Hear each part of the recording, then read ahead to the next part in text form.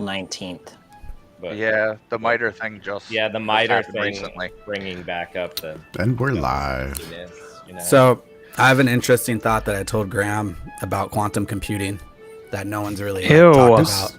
Oh boy. Yeah, I hear the violin, which is actually quite nice. Oh yeah, sorry. I'll text someone. So we can have a soundtrack for the show. it's perfect. Is this Bo? Everybody talks about how quantum computing is going to break all encryption. Why does nobody talk about how it's going to solve our ransomware problem? Well, because they're going to come out with ransomware. That's if we get encryption for it soon enough. If we don't, though, why not just not pay the ransom and wait for quantum computing? No, but they're going to come out with quantum ransom. Yes, if you can wait 50 years for your data, it shouldn't be a problem. I mean, that's like any kind of encryption, right? None of it's meant to last forever. It's just meant to last for a while. I don't know. Base 64 has been doing real good in my encryption. So yeah, it's because it's not an encryption, so I think you're winning.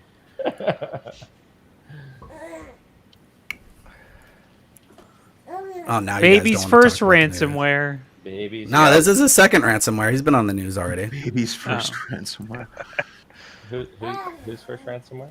You can't see him. I got to mute when he screams, though. I'll probably last like 30 minutes in. He's like feeding him Cheerios. Oh, yeah. Like He's watching Cheerios. He's watching fruit, dancing fruit on this screen. It's avocados. We must be watching the same show. Trippy. Hey Bear Sensory. If you know, you know. You and Corey are into the same. No, Hey Bear Sensory sounds like some kind of like place you would go and like someone would like burn some sage and like cleanse your chakras. It definitely feels like that when you start watching it, but there's some like good animation. Whoever did this, look up Hey Bear Sensory, whoever animated that, it's top notch Can animation. you imagine like making millions off of just like babies watching your videos? While Yes, that would be awesome. That's literally what this person did. All it is there's someone out there that figured this out. Like, all right, videos for babies. This is a thing. Miss Rachel. If you don't know who that is, that's another one. That's, yes, she's very popular. Very popular. There's the toy review kid. No, not that guy. I don't want to infringe. There's a lot of drama behind Ryan's toy reviews. We won't go. Oh, is there? Yeah. Let's have him on the show. That has everything to do with security. Yeah. It's a family show. It's a family show. It's all in the family. I like it when babies are on the show because I can swear around them and they haven't learned how to speak. Yes, we People target get the me like, 0 to 1 demographic. How to swear? You either have to be 0 to 1 or 18 plus. Yeah. Anything in between there is not going to work.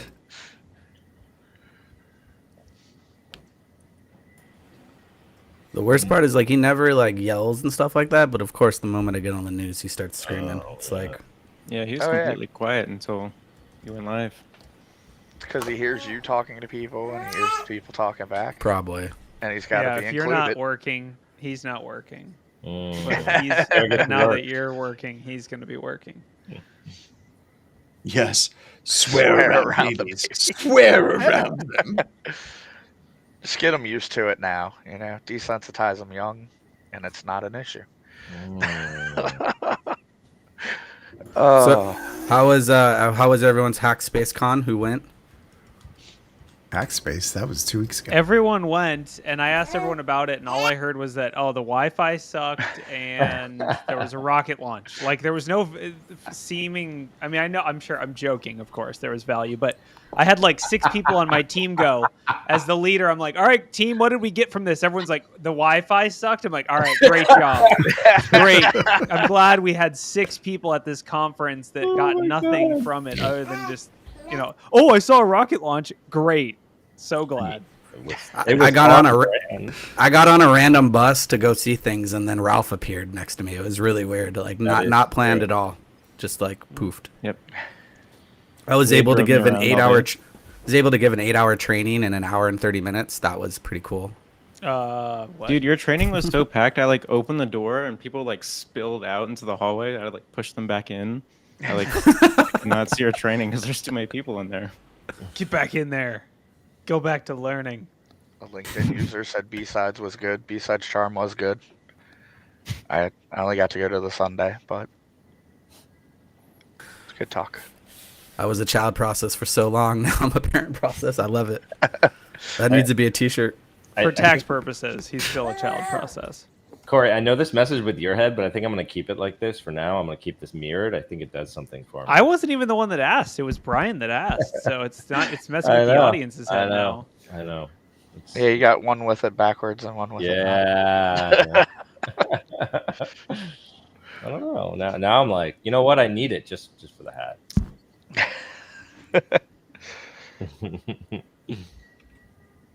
All right. All right. So I just put in the news story for the Palo Alto exploit. Got it. And the reason why I want to talk about it is last week, I'm not going to say where I was. I'm sure people can find out, but I was hanging out with the Palo Alto people I was at dinner with a bunch of Palo Alto people, and they like had their phones and they were listening to it. So I'm like dinner by myself, and I'll probably say this again. And they're just like watching this because it was a big deal. And apparently like they had less than 24 hours. Like the people that found the vulnerability released the proof of concept code within 24 hours. Like it was a very, very aggressive timeline. And that's kind of what I want to talk about is like when you find exploits, like what is the good grace period? Because 24 hours is a bit short. Now there may be other sides to the story. That's absolutely true. But if it is like a 24-hour turnaround, one of the things I want to talk about is just like, that's dog shit. That is not a good thing to do. So we should invite started? all those people that were at dinner onto this podcast, and we should have a little powwow. do you want me to? I can pull up their names. Should we just bring? Yes, let's publicly. I am sure they would love to shame them. I'm sure they would love to speak on the record on behalf of the entire company. Yeah.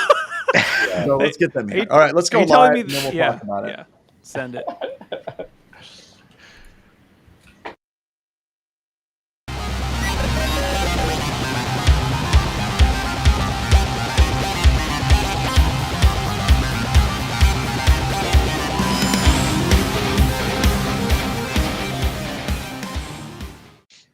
Hello and welcome to another edition of Black Hills Information Security talking about news. My name is John Strand. In this particular edition, it is brought to you by Antisyphon Security Training. Did you know Black Hills Information Security has a training division? It does. We call it Antisyphon. You should check it out. We also do a bunch of really, really super cool pay what you can classes. I have one coming up here in the next some point in the future. I have a pay what you can class. If you would like to know more, just do a search for Antisyphon pay what you can. Let's get right into it. So today we have a lot of stories. We have a lot of guests on. We have Florida Man. We have Script, Alert, Graham, Close Script. We have Wade. We have Alex. We have Andrew, Fat Man Will. We have choreographer. Fuck.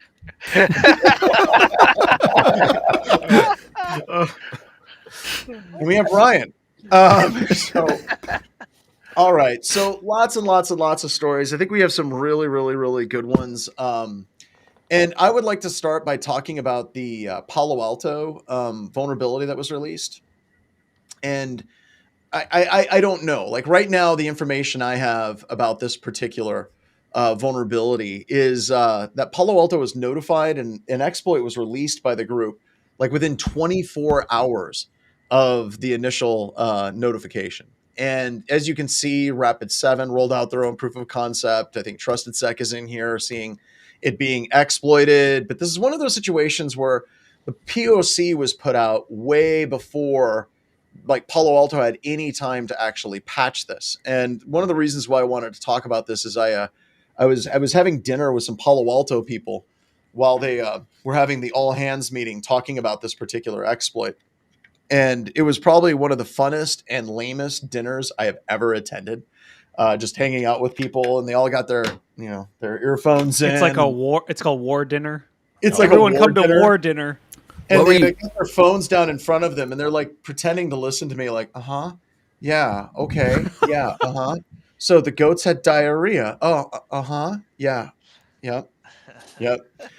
And all I have to go off of based off that dinner, it was a fantastic dinner. They were wonderful. They were wonderful people to hang out with. And, but I want to bring up the question because I brought it up to you all. I'm like, hey, we've got this Palo Alto vulnerability. We want to talk about it. And everybody's like, which one? Like between Cisco vulnerabilities we're going to talk about today and the Palo Alto vulnerability. One of the things I want to bring up to everyone is really, where should we be at for vulnerability disclosure? I'm going to go out on a limb and I'm going to say the really, really controversial thing and say if Palo didn't lie to me or to their own people, 24 hours is wrong. Like, you shouldn't find an exploit and release it publicly within 24 hours. So what should we be looking at? Like, what should we be looking at this? Go ahead. So I was kind of digging into this, and it looked like this exploit was already being actively exploited by nation state groups, and the company that found it because it was being exploited. And even with that, I would say going public before Palo Alto has a fix doesn't solve that problem, right? I know some countries, they basically said, assume compromised, unplug the damn things right now, right? So, okay, so sure. What do we do here? Because as soon as it was public and the proof of concept, it didn't allow you, I don't believe it allowed you to exploit. I think the proof of concept demonstrated the exploit technique to pull down a specific file. Like, where are we at with this? Like, well, it didn't reduce the vulnerability for everybody. It wasn't like they did a good thing. It's literally there are just now tons of people exploiting it as well. I mean, TrustedSec even had a write-up about them saying. Yeah, let me take a little bit of a step back to talk about the exploit itself. So it was command injection, which is incredibly low complexity, right? You're literally like, you don't have to do shellcode. You don't have to do any kind of cross-site request forgery. It's literally just straight to command line as admin. So that kind of affects, I think, the, level of severity of it, where it's basically a trivial exploit, and turning a POC into a valid exploit with command injection is like changing the command in the exploit, right? So it's incredibly easy. Or go ahead, sorry. Oh, no, I was just going to say that they have a timeline of kind of the events from the other side, right? So from them discovering it. And you have that? Can you share that out? Yeah. Here, I'm going to put it in chat right now.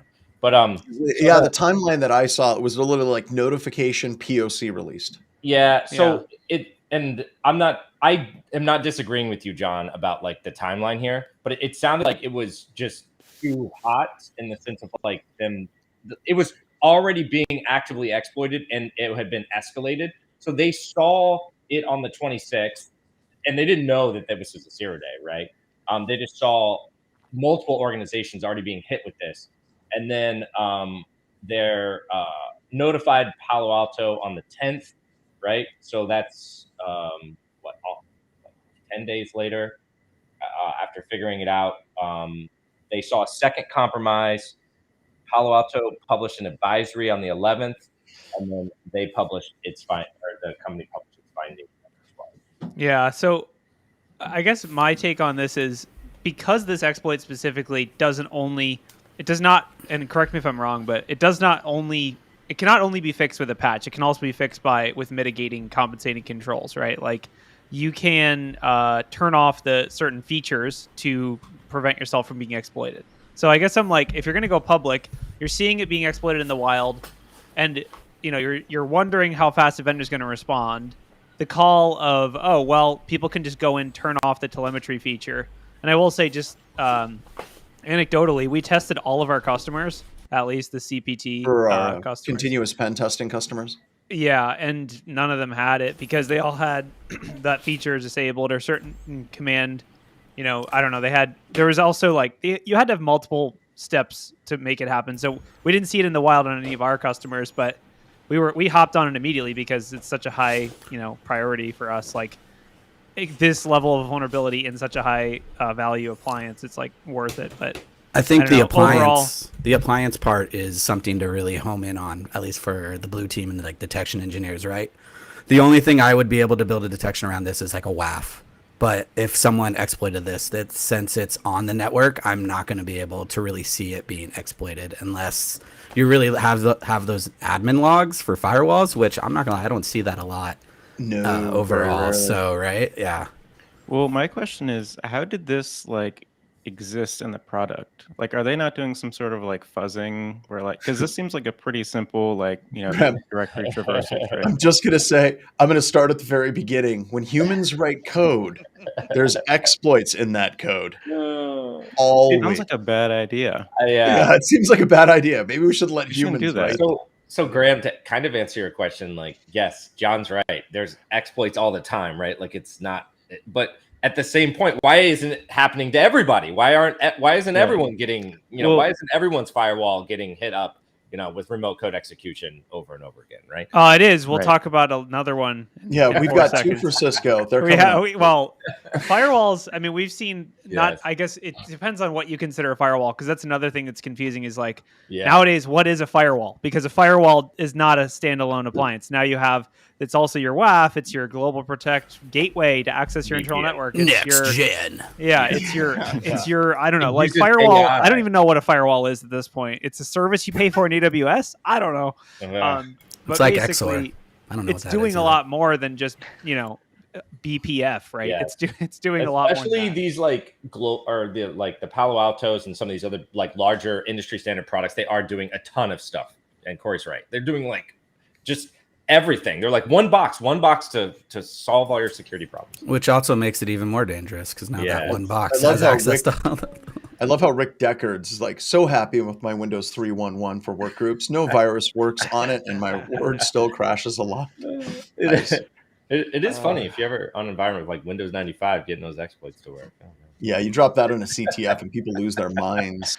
So, I just this is tough for me, because like if BHIS was in a situation where we found a vulnerability and we knew it was being publicly exploited, I would really want to make sure that vendor has like good solid information that they can give their customers to reduce the attack surface better than just shut it off. Well, I also think you can go a little bit further than you can help people without publishing the exploit code. You can be like, hey, just a little fun tip. You can disable telemetry on your Palo Alto devices, and you probably should. Or you should, you can warn people, hey, we just found this. You can take the credit. You can get the blog post. You can get us to talk about you on the news without publishing the actual POC. I don't know.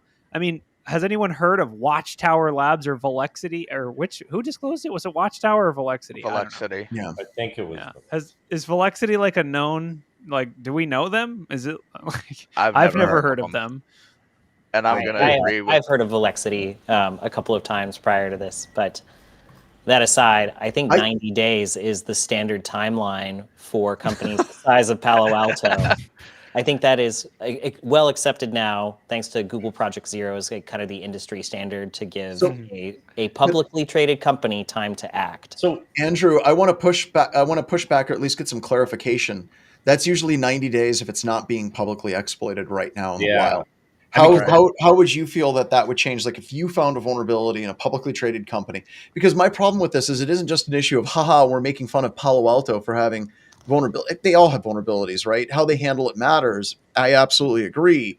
But as soon as you do that, you're putting in, I think that they said something like 5,000 devices publicly exposed to the internet are vulnerable to this. Like these are governments. These are power. That's a pretty small number, though, considering there's still like 180K Heartbleed vulnerable devices out. No, nothing like that, right? No, there are. I'm not kidding. Sorry. Oh, wait. No, hold on. Data from internet provider Shadow Server shows around 156,000 public-facing global protect appliances. Yeah, but I don't think anyone has published data on how many are vulnerable. Yeah. Well, yeah, Corey, but the reason there's not that many is because they're too expensive. So, let me just scan the whole internet real quick. I'll Andrew BRB. started this, but I want to get his answer because there's a bunch of us on the show that talk all the time, and I want to get like Graham and Andrew and Alex and Wade and Fat Manuel. Like seriously, let's go one at a time. What should we do whenever it's being publicly exploited? It's out there. How much time is an agreeable amount of time for the vendor to try to at least come up with something to notify and help their customers get through it? I think it's 90 days, right? Oh, Andrew. Okay, Andrew, okay. 30? Okay, you want me to go first? Yeah, Andrew, go ahead. Wade's got his in. Andrew, you're up. I mean, there's no perfect amount of time, right? I just was kind of making the point that I think 90 days, regardless of whether it's being publicly exploited, is kind of been defined by Project Zero as the standard timeline for disclosures. And if somebody should be leading that communication, it should be the vendor and not just like dropping a proof of concept exploit. Even if you've taken the clause off that POC, we all know that it's really easy to go from POC to something that can be used maliciously again. Yeah, but what if it's really good marketing? I mean, I posted in chat. Their stock is up. Their Palo Alto stock is not down. You know, it's up 3%. This did great PR for them. I still think it's funny how like I was talking about it and I had to go dig up the story and bring it. Like out of all the stories that are going on in the infosec world, it's like it's a Palo Alto thing. Okay, there's a lot of them. All right, Alex, your turn, sir. What are your thoughts on this? So from proof of concept to vulnerability disclosure, I would say proof of concept. The vulnerability disclosure doesn't concern me that much because you could have just released and said, hey, there's a vulnerability in this product. This is what we're researching. You need to patch or update without releasing POC. So let's talk about notification to POC. How long do you think that organizations should have to patch their stuff if there's an active exploit in the wild? Yeah, I think like that around 45 days. Okay. So, all right. And a lot of times, you know, I think, you know, again, it kind of comes down to, you know, if you're seeing impact and having that pressure, so the organization needs to manage that. So if things are getting popped, I've been hearing of organizations that are getting compromised, some nonprofits, some schools, etc. Yeah, and that's what bothers me. All right, Graham, your take. So I think of it like the Kia, like car stuff. Like if I say, hey, there's a problem with Kias where you can start them, that's not a huge deal. But if I say, hey, there's a problem with Kias and you can start them by using this tool and here's a video on how to do it, I think that's a bigger problem. I think that should probably be, you should probably give the company way more time to patch those before you actually go and like, you know, post on Twitter about it.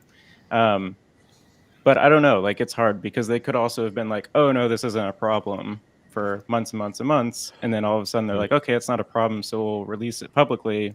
And now all of a sudden they realize, oh, it's a really, really big problem. Okay. All right. I think that's a good one.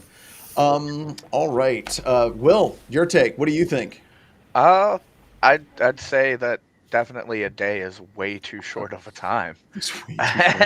And that about a month to a month and a half sounds reasonable to give a company to try and fix something that is actively being used out there currently. It takes time to get into that stuff. It takes time to patch it, and you can't expect a company to reasonably want that information out there that quickly. All right. You're all very good. You're all wrong. The correct answer is you just bring it right on the full disclosure mailing list like we did 20 years ago. Just bring it on them right away, just immediately. You just roll with it. And but seriously, that's the way it was in the disclosure movement for a long time. It was just like, screw them, we're going to pop this up right now. And so it sounds like Palo Alto did release the advisory, right? So they said, this is the CVE. They published it, and then the next day, the company that found it published their findings, right? And while I agree that that's fast, you could see what they were going for there, right? Like they're worried they're going to get scooped because once it's public, any vendor who has telemetry coming write a huge article and say, "Look what we found. This is the POC." It's a change. Correct. Anyone who's monitoring like data on their network and seeing this kind of stuff flowing across the wire, getting exploited by threat actors, now it becomes a race to the bottom of who's going to get the blog post first. Not just threat actors. Oh my God! CKT just put in, wait till Friday at 4 to let everyone know. Yeah, I mean, the other thing is POC. You should post a POC that the first time you run it, it patches it. So now when they're testing it, they're like, okay, does this work just as is? They patch it, and now they can't exploit it. With a full disclaimer. Sorry. I mean, I also think, you know, Velexity does have advisory breach services on their website advertised. So I think Palo Alto, you should probably call them up and get under retainer or something. I'm joking. It's just, I don't know. The world, I think it comes down to like the world as a whole, you know, if it bleeds, it leads, right? Like this is just how everything works. Like once if you're this, you know, PR person for Velexity, you know, could get scooped by anyone else who's seeing the same data you are, which is probably, you know, a handful, if not 10 to 50 companies.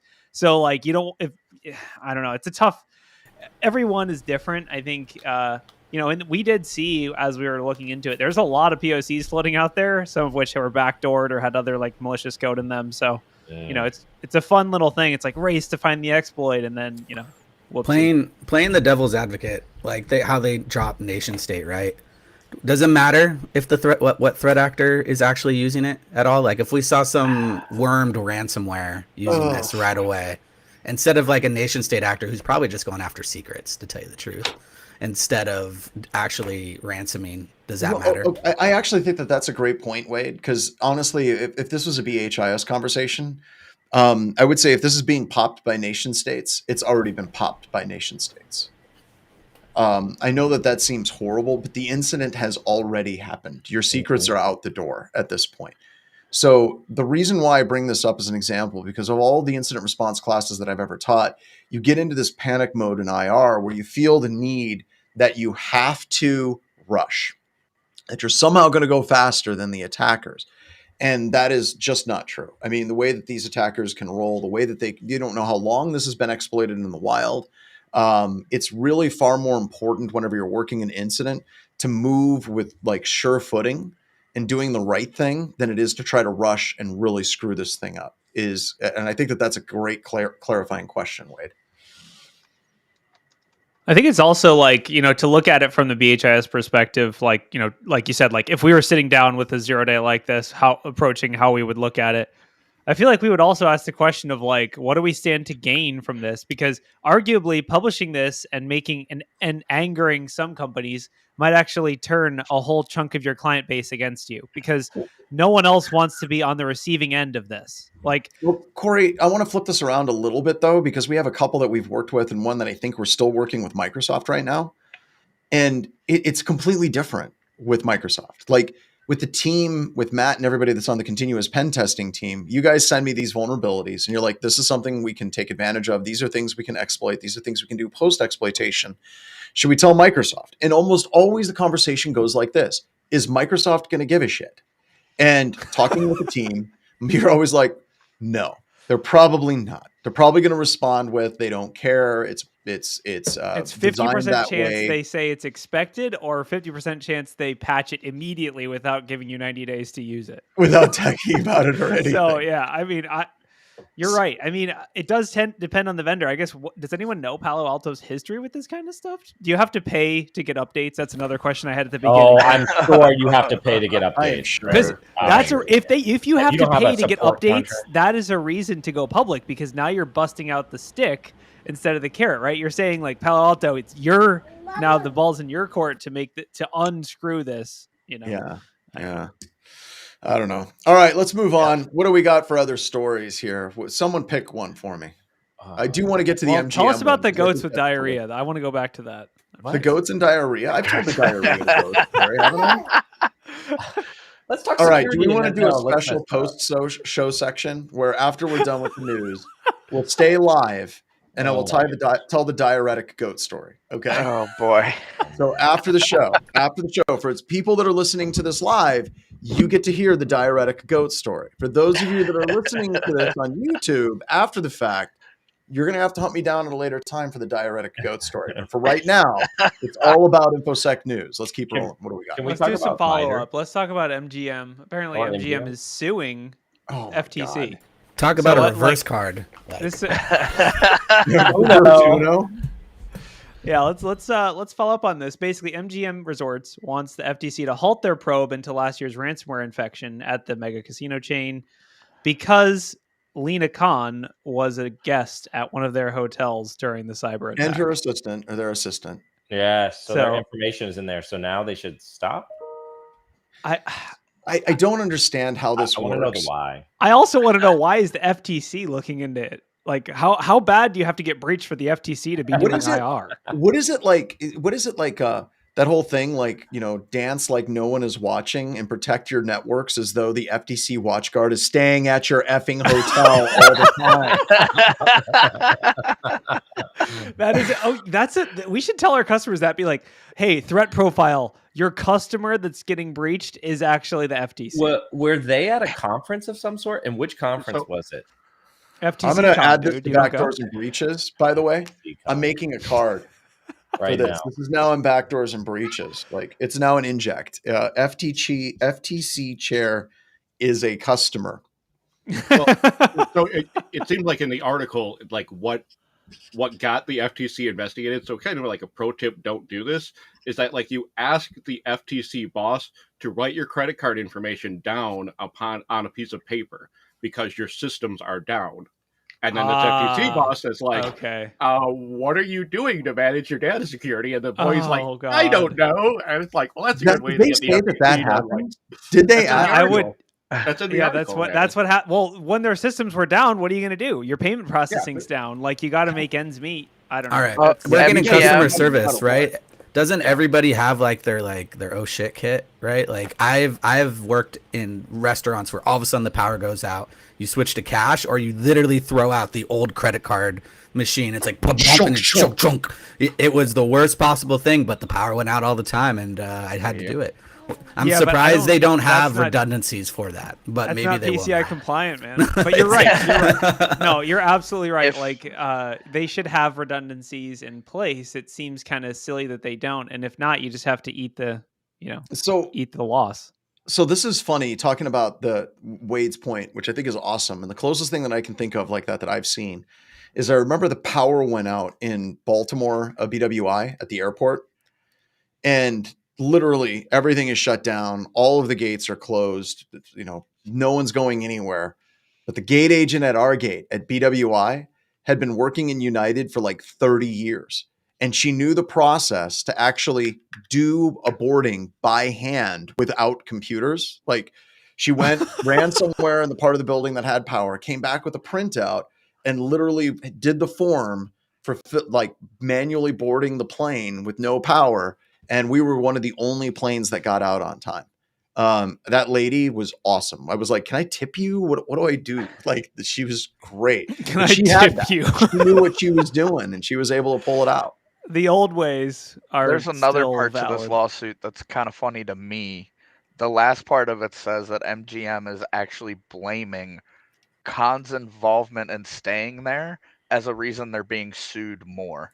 Yes. Mm-hmm. They're saying that it's like unfair treatment. They're saying just because this lady stayed there and is now worried about what happened and is investigating is the reason that they're being sued by other guests. It's funny that that's their legal derived directly from Chair Khan's personal experiences in trying to business. Hold on. The attack. Khan's personal involvement in the facts under investigation create an appearance of conflict of interest, and upon information and belief, an actual conflict of interest. Honestly, though, it's there. kind of fair. It's kind of fair. It's like this happened to me. Down the road and a cop pulling you over, being like, "This is unfair. He shouldn't have been sitting there." Yes, it's like, but isn't that the official political stance? Is it happened to me, so now I care?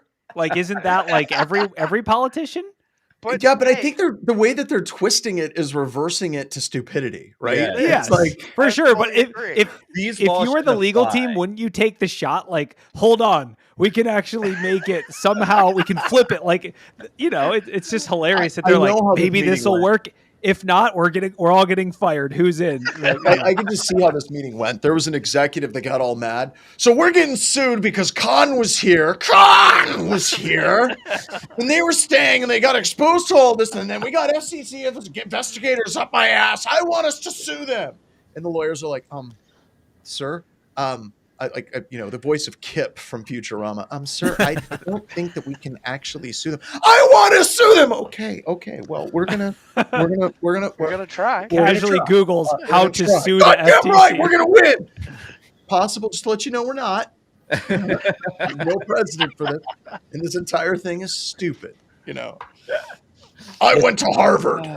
Everyone, check your golden parachutes before suing. Let's go. I think it's extra funny because it's kind of like when you think about it, you're like, yeah, it does seem a little unfair. Like they're probably doing extra, but then it's kind of like, well, they just got unlucky. All right, like unlucky. There was a cop there. I'd like to think this was all coordinated.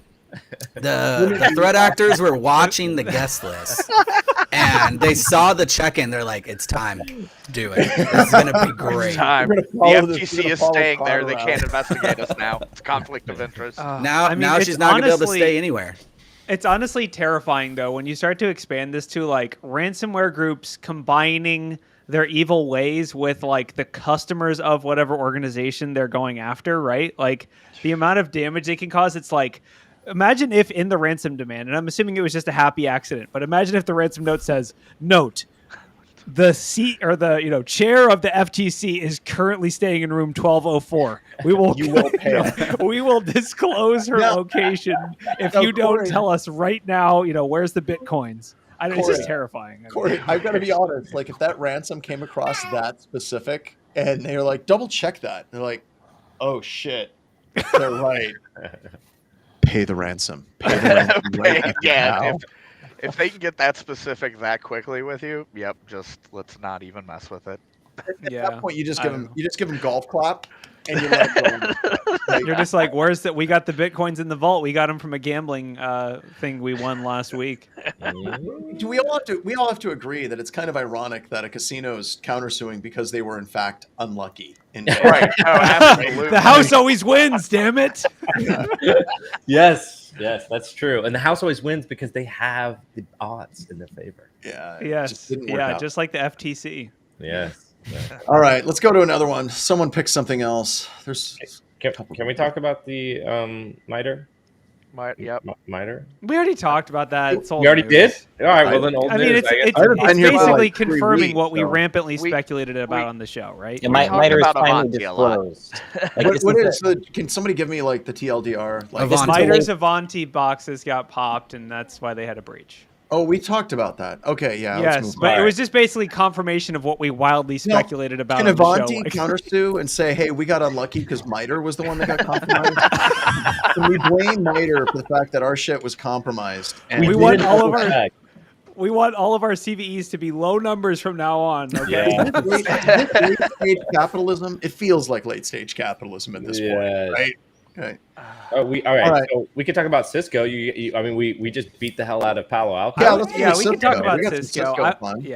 Ironically, it's also a command injection from a network hardware vendor that probably could have used SAST or some kind of fuzzing to detect. That's what I'm saying. Yeah, I need to. What are these things? I like how management controllers. Graham, I absolutely adore that you're not so jaded at this point, because I remember being a young you and being like, "How was this shit not found? What is wrong with you people?"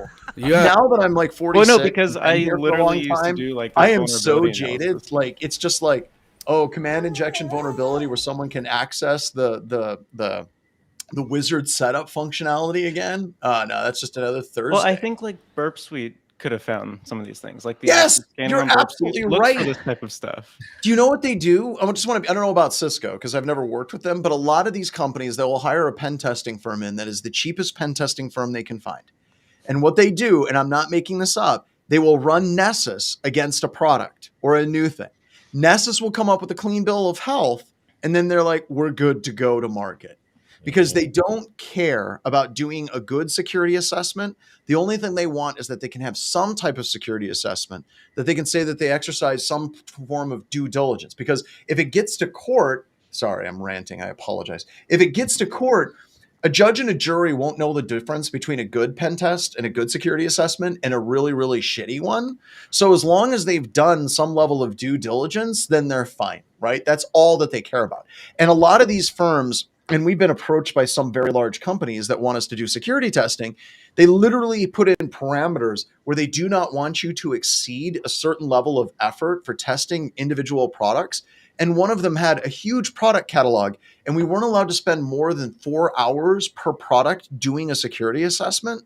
And that's all intentional. That is completely intentional to stack it against the security testing teams to be able to find vulnerabilities, because honestly, they just don't want to find any of the bugs. They look at security as just an annoyance. It shuts down and slows things down for go-to-market. They set all of this up. I swear to God, they set all of this up not to make sure their stuff is secure, but to make sure that it doesn't slow things going down to market. I was going to say, John, I know you might have felt like you were ranting, but I think you were being pretty optimistic when you implied that a company would have actually had all their products pen tested by an outside firm. I would say it probably was about the ones that we've talked about doing work with. I know. Like, we want you guys to come in. It's like 4 hours. Like an auto. My guess is none of this stuff was pen tested fully by an outside firm, and that most companies like this have maybe 25 to 50% of their product base being tested by an outside firm. I think most of it goes to the internal firm, which is all like the 1 year experience out of college pen tester. That's like, Or they're overloaded. I'm taking some Antisyphon training classes, and now I'm also leading the vulnerability research team at Cisco. Do you have any advice for me? And I'm like, what? And like, it turns out, all the people that go there end up either moving to other internal teams or just leaving after like a year. I don't know. And that's a great point. A lot of these very, very large companies that you work with, like there's so much churn, not just in the pen testing part, but like the CISO, the CTO, and also the like individual people. So we've been hired into, we actually are still doing work with a very, very, very large company. And since we've started working with that company, I think 3 years ago, the entire security team that we've worked with has turned over 3 to 4 times in that space. So there's no institutional knowledge of what has been tested, what hasn't been tested. It's insane. And if you ever get a chance to hang around with Katie, was it Luda Security is the name of her company? If someone could put a link up there, she works with companies trying to do the right thing and fix this. And she has absolute horror stories of companies that have ran that way for years. Now they're trying to do it the right way, and they got to fight against it all the time. I think it's here. Let me see if I can find it. I didn't know Ludacris had a security company. That's awesome. No, it's not.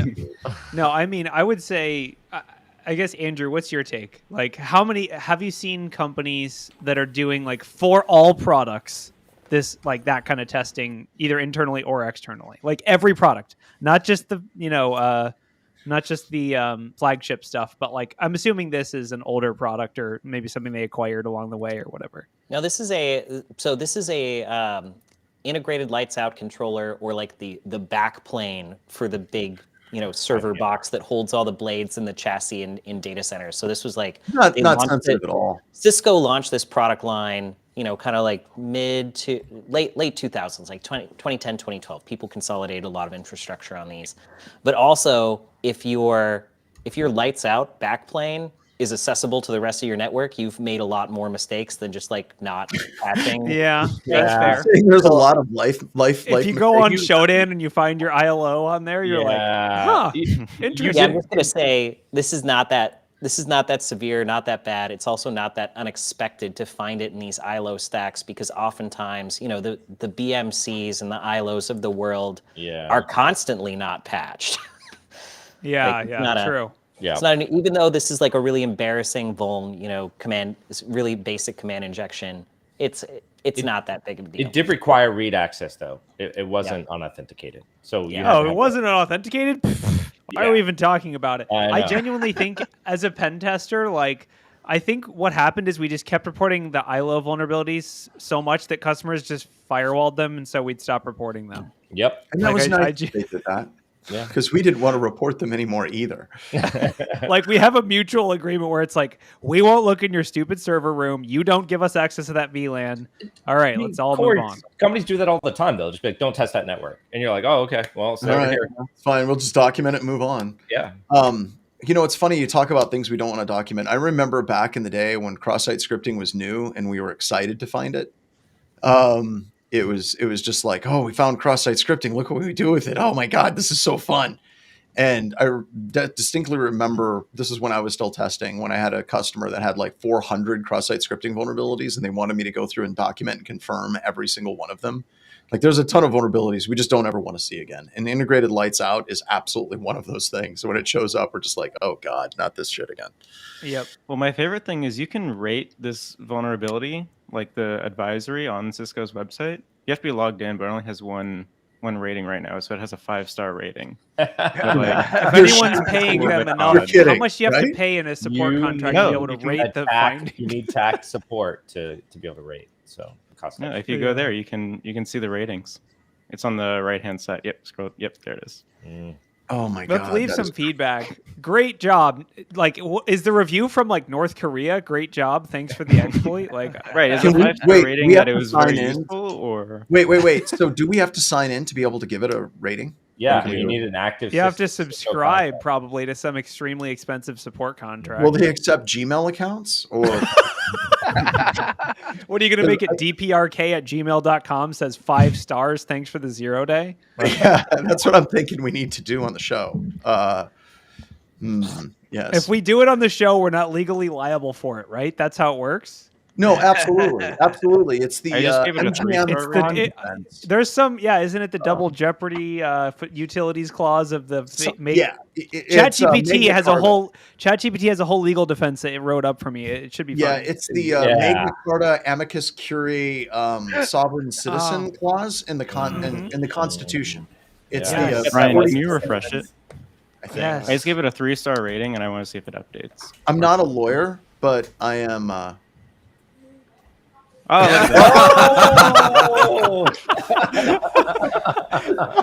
my goodness. Okay. Oh, this is not. Can we make this a new for the thing where future we rate lawyers? all? This is a joke, and we're totally kidding. All right. The lawyers are like, somebody. How come this only has three stars? Wow. Let's see how many other people that are listening to this can go in and subscribe. Oh my gosh! You can change your rating as much as you want.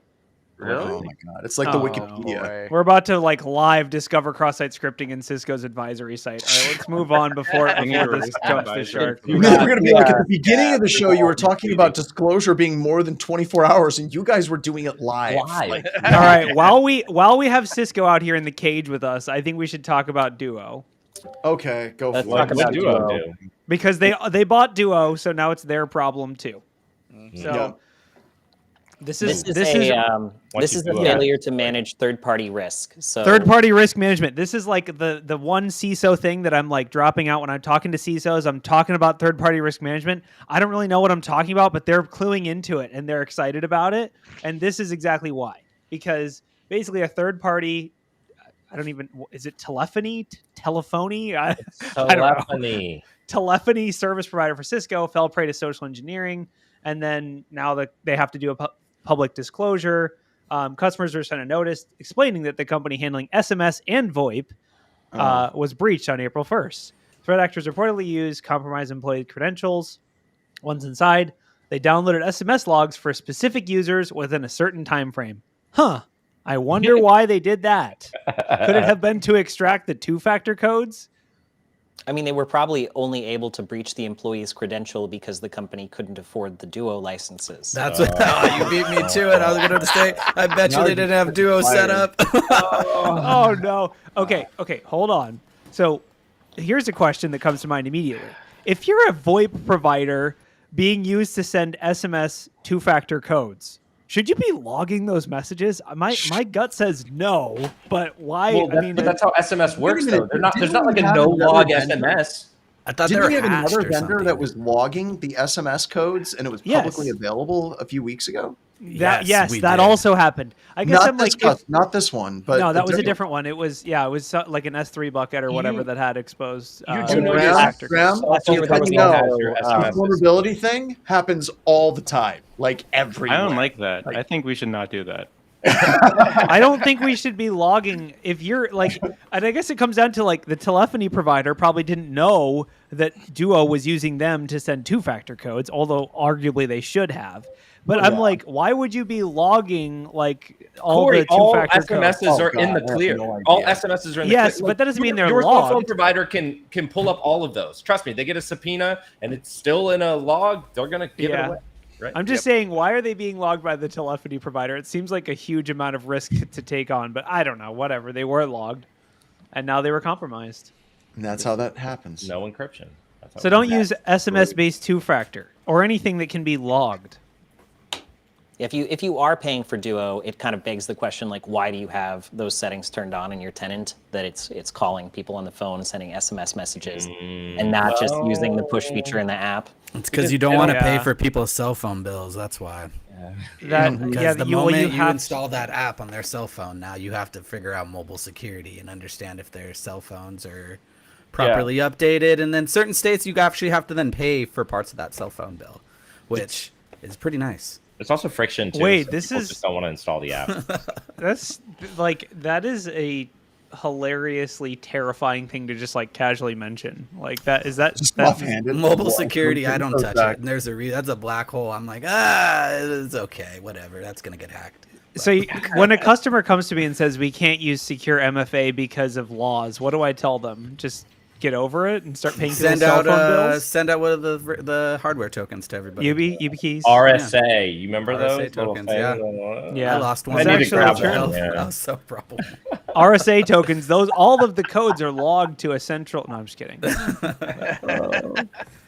This You're is a you're good only as way- good as your weakest form of authentication in this chain, right? So like even if you're the company downstream and you're paying for Duo and you implement it in the most secure way, and upstream somewhere else in the company there is a less secure practice, you can compromise that part of the authentication flow.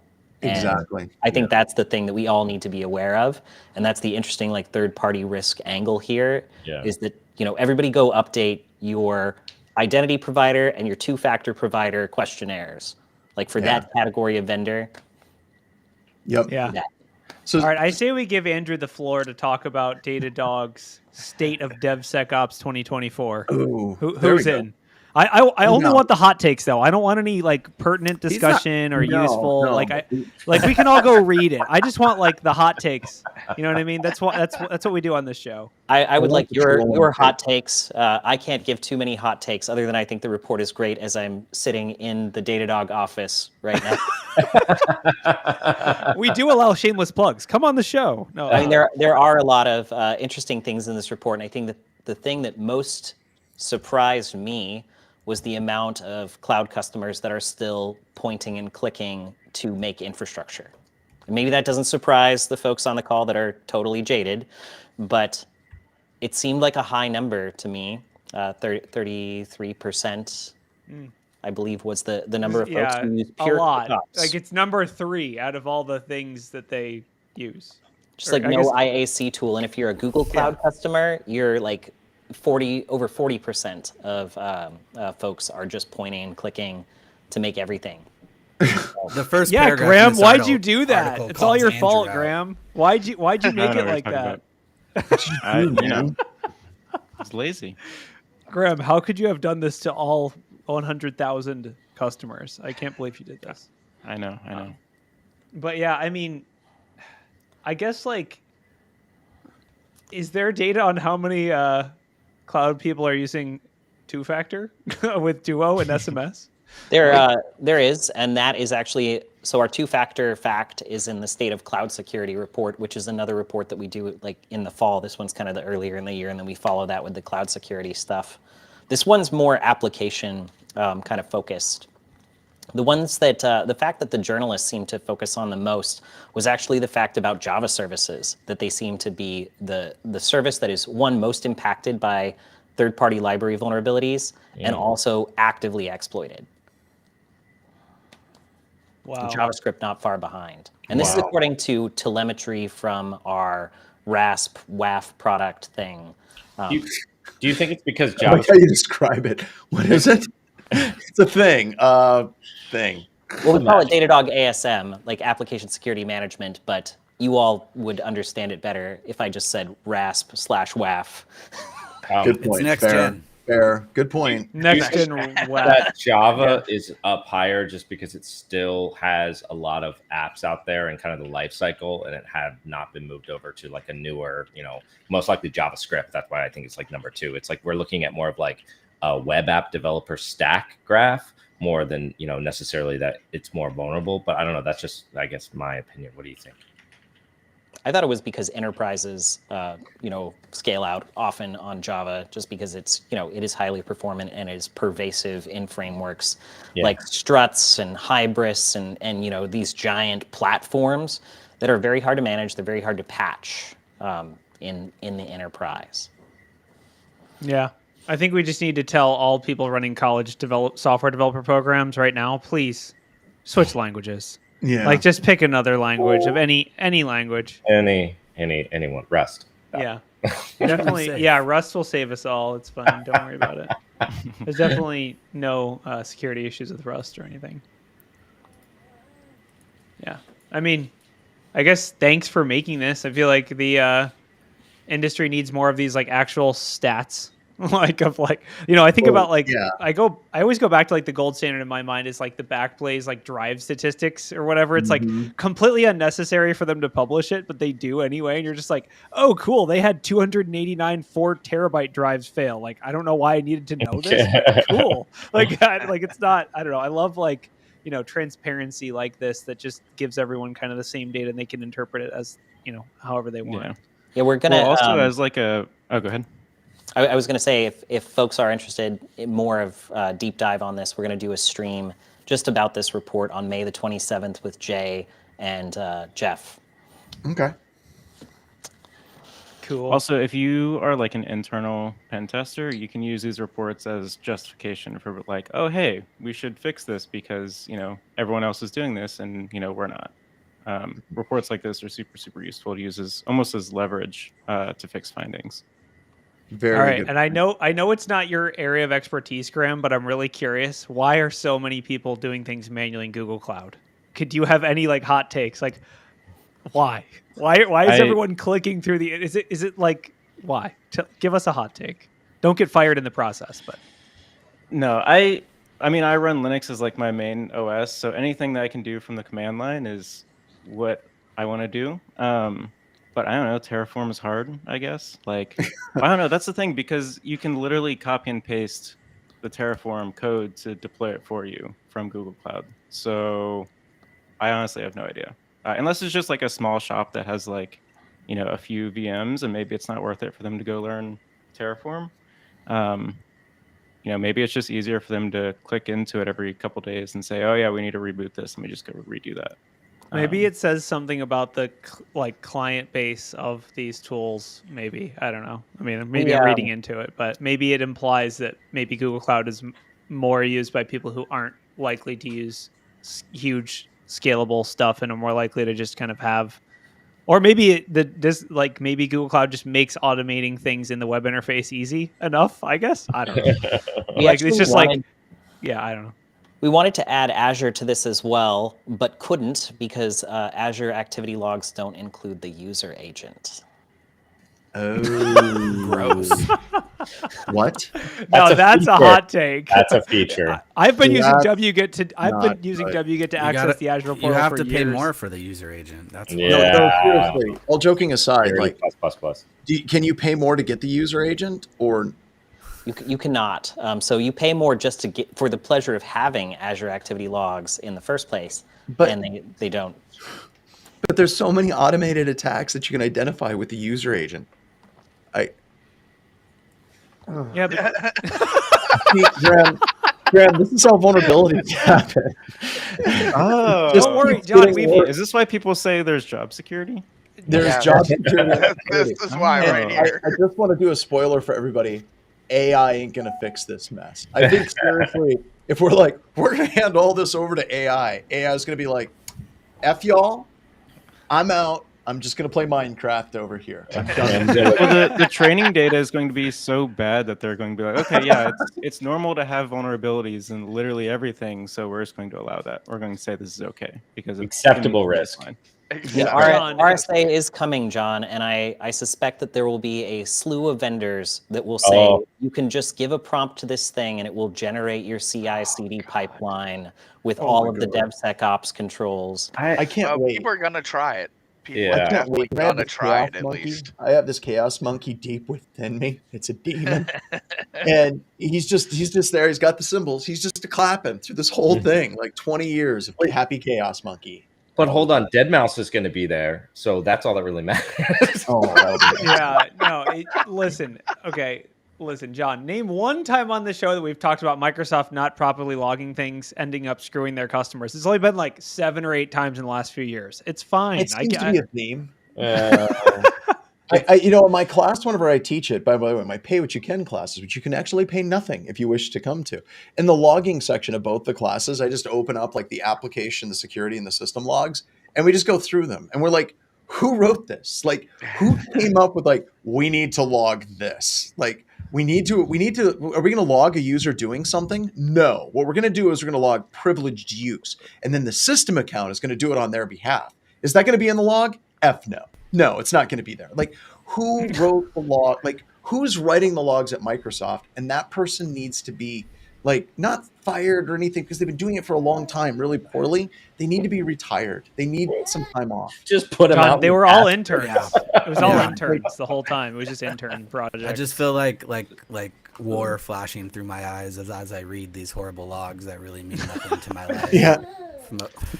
All right. So all right, let's looks wrap like, it up, Alex, everybody. Oh, Alex had an article. Or I guess- Oh, I don't Alex know has if we got have an time. article. All right, Alex. Yeah, let's Alex do said it. he has an article. Yeah, so the article that is in there for the Discord spy pet. And I've done some. I've been working with others to do some work on this. So first off, like in the article, it says that it's like more than 14,000 Discord servers. I have a CSV where scraping the scrapers effectively. So I have a CSV that is 86,001 Discord servers, including the threat hunter community has one of the spy bots in it. What about BHIS? Do we have one? We I'm have sure. one, I think. You did. Yes. I was talking to that one. You were talking to that one? No, okay. I'm just kidding. But what this is you have these bots that are scraping Discord and basically like correlating all of the public comments. So really anywhere that the bot has access to, it's scraping those, and we have found that it's scraping those real time because we have people that have access to this. So they are able to see, like, they make a comment and they go look up like their own username and they go, yep. And a couple minutes later, here it is with, the comments made that are being documented.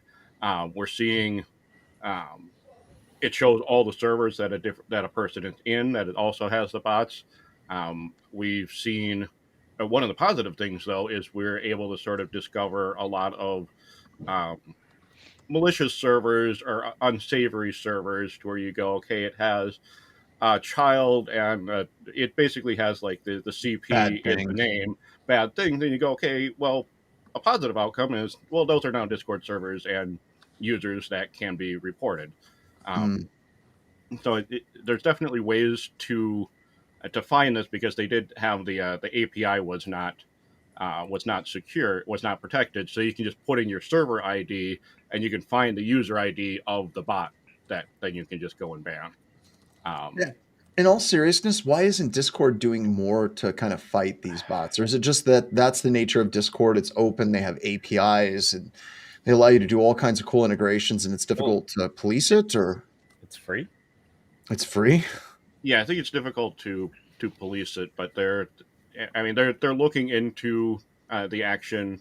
They're investigating the matters, so it seems right now that Discord heavily relies on customer feedback to know about the bots and things like that on it. That makes sense. That would make so sense. It's something that isn't getting reported a lot, like a bot that's scraping your account, because you're not going to notice it until something like this is discovered.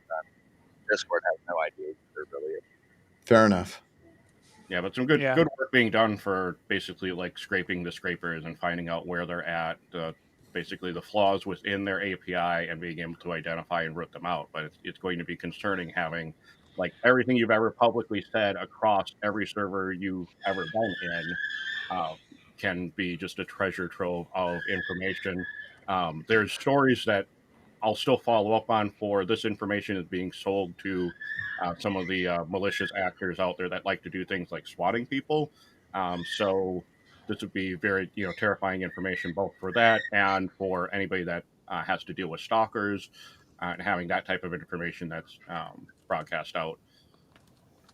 It seems like a really powerful threat hunting tool. Unfortunately, it was built by malicious actors, but like being able to cross-correlate different like users across different Discords, as you mentioned, is like a very powerful OSINT thing to see, like, oh, the person who sent us the ransomware message on Discord is also in the, whatever students Discord or something. I don't know, like something like that I think could be powerful intel data. But I guess don't say anything in Discord public servers that you don't want to be public, which is like weird. All the correlation lessons all the way through. Yeah. And it's So just very, speaking of very things, intimidating for anybody that has to, worry about, stalkers and everything. That Yeah. you could very easily look someone up that you see like a cute profile picture in one server, and now you're able to sort of pivot and find everything they've ever said, and then be able to find out some information on that person. So, absolutely concerning there. Especially because it doesn't discriminate based on age. So you can have kids that are on Discord servers that now their information is being violated like this. Very good. Absolutely. That is scary. All right. With that, we've got to wrap it up because I have to get running and I have to tell a diuretic goat story. So stay on live. That's it. We're going to bring out the crooked finger. And when we come back, the goat story, which will not be part of the archive.